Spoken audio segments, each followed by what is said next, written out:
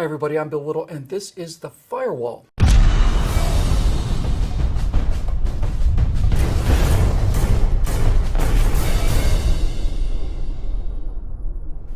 Benedict Arnold is the most famous traitor in American history.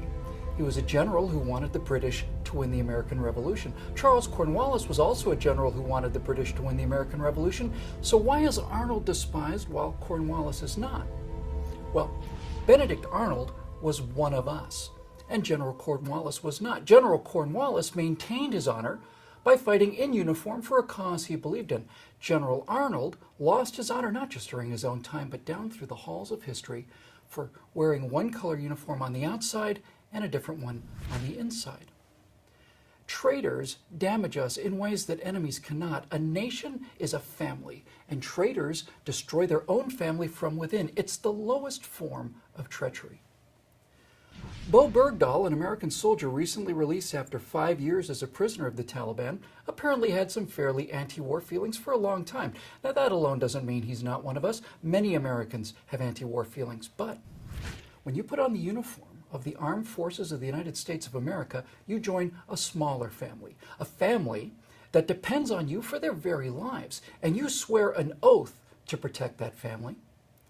When people like Bowe Bergdahl willingly walk out on those brothers and sisters and into the hands of the people trying to kill them, when his absence weakens the security of his family members, and when 6 of his brothers go out into that world looking for him and don't come back, not that day, not ever, then Bowe Bergdahl does not deserve to come home to America because this is not his home. The 6 people who were killed looking for him deserve to come home as heroes, but they won't come home, not ever. They were killed by Bergdahl's real family. Now, we have, at the cost of many thousands of lives, killed or captured many of the Taliban that Bergdahl walked out to join. In fact, the very first American soldier killed in the war to avenge the 3,000 members of our family killed on September 11th, 2001, was named Mike Spann.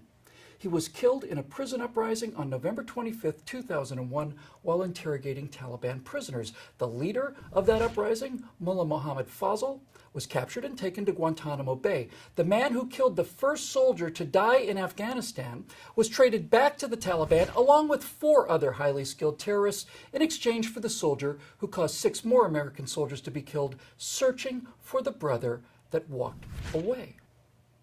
When Barack Obama was up to his eyeballs in scandal regarding the appalling treatment of our soldiers at the Veterans Administration, in Phoenix alone, we let 40 members of our family die from the wounds that they took on our behalf.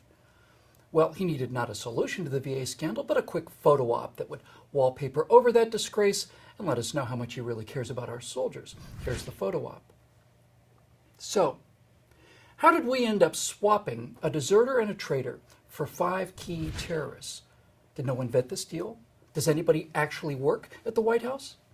Well, one person who works at the White House is National Security Advisor Susan Rice. It's ultimately her responsibility to look out for the national security of the United States of America. In other administrations, of course, she'd merely be an advisor, and the ultimate responsibility would lie with the president, but this president's not responsible for anything. In 1997, Susan Rice was a member of President Clinton's National Security Council.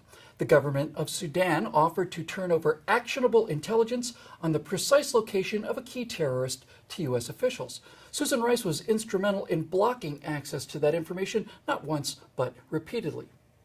That terrorist was not one of those traded for Bowe Bergdahl. That terrorist was named Osama bin Laden. If Susan Rice had not repeatedly turned away that help, Mike Spann, those 6 soldiers that died looking for Bergdahl, the thousands of others lost in Afghanistan, and the 3,000 of our family members that died in fire and horror in New York City skyscrapers and the Pentagon and on 4 crashed airliners, well, they'd all be alive today. Susan Rice is not one of us. That's why the Bergdahl story didn't cause her the revulsion that the rest of us feel. She's on a side, okay. It's just not our side. And what about this man? The man who grew up in Muslim schools in Indonesia. The man whose chosen mentor was a known communist and self-proclaimed pedophile. The man who thanked his pot-smoking gang, but not the grandmother who raised him, in his yearbook picture. The man that roomed with Muslim radicals at Occidental College. The man who was president of the Harvard Law Review, but who never wrote a law review. The man whose political career started in the living room of domestic terrorist Bill Ayers. By the way, here's a picture of the president's sponsor, taken coincidentally on the same day that the towers fell, thanks to his national security advisor's ideological blunders. The man who orders his attorney general not to secure our borders from armed invasion from narcotics traffickers, and then orders them to sue the states for trying to secure the borders on their own. The man who offered to surrender our missile defense shield to the Russians in exchange for personal political gain in precisely the same way that Benedict Arnold offered to sell out the defenses at West Point in exchange for personal political gain. The man who, with a wave of a finger, illegally and repeatedly rewrites his own healthcare law in reaction to poll numbers. The man who stood in front of the United Nations and gave away our First Amendment rights in exchange for the promise that the future must not belong to those who slander the Prophet of Islam.